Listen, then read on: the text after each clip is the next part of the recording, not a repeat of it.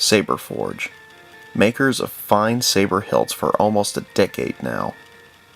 An Oregon-based company, Saberforge specializes in making unique lightsaber props for collecting and dueling purposes. Being a huge Star Wars fan myself, the second I heard about Saberforge and did a little research, I knew I had to have one of these sabers. My name is James Donahoe, and this is a lightsaber review. So how does Saberforge work exactly? You can choose from several unique designs. You can even make your own if you're the do-it-yourself type. The designs they have on the website fit into 4 categories. There's apprentice sabers. They're smaller and less expensive to produce. There's the elite sabers. This is by far their most diverse category. These sabers are slightly more expensive, slightly better detailed, and way differently designed than the apprentice sabers. Next, you've got your crossguard sabers. These are the ones that are similar to Kylo Ren's from the movie. There's only 2 saber designs for them, and honestly, the crossguard never struck a chord with me anyway. And then you've got the crystal sabers. These sabers are actually designed with a miniature, machined, unique quartz crystal inside each hilt, just like a real lightsaber would have. Each saber comes with 4 different tiers of design, depending on which one you want and how much you're willing to spend. Tier 1 is called Initiate.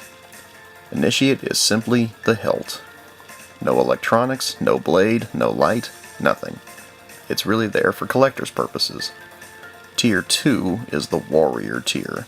The Warrior tier comes with a blade and an LED. No sound. The batteries are rechargeable. You'll have to take them out, of course.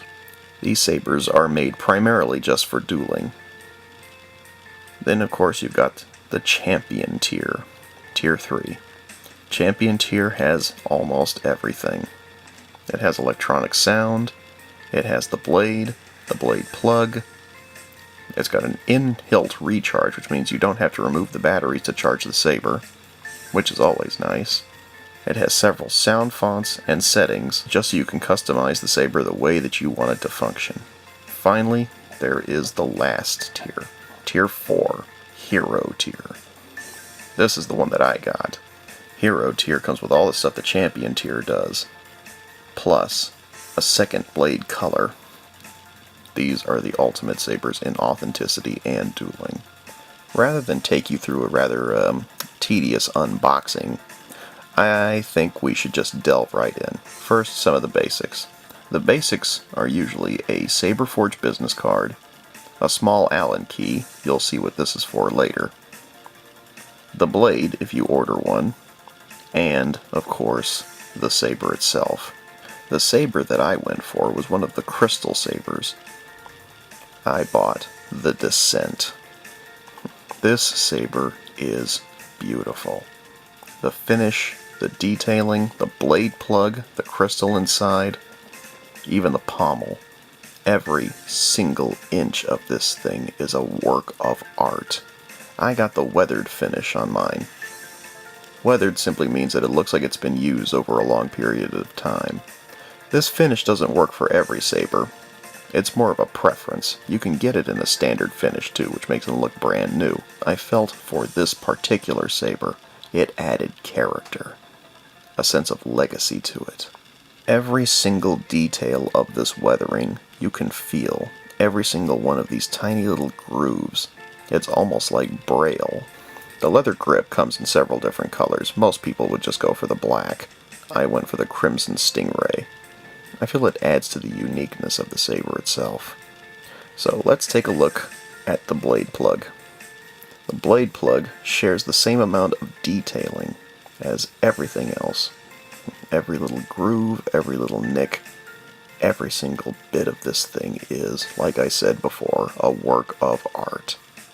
Now, unlike other blade plugs, this is where the crystal is stored. Right here.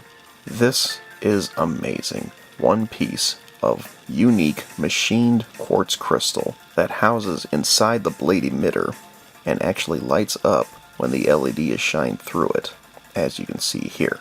To get the blade in, you have to take out the blade plug, of course. So, here's how you do that. That's where your Allen wrench comes in. The actual LED lights up the blade, as you can see, in a spectacular fashion. We'll even go through all the colors. I got green and purple. This other one here is kind of a combination of the two. It comes with several different sound fonts, each one quite unique, and each one with its own settings of flickering for the blade. A very unique feature. Overall, I am extremely satisfied with this blade. I definitely want to order more.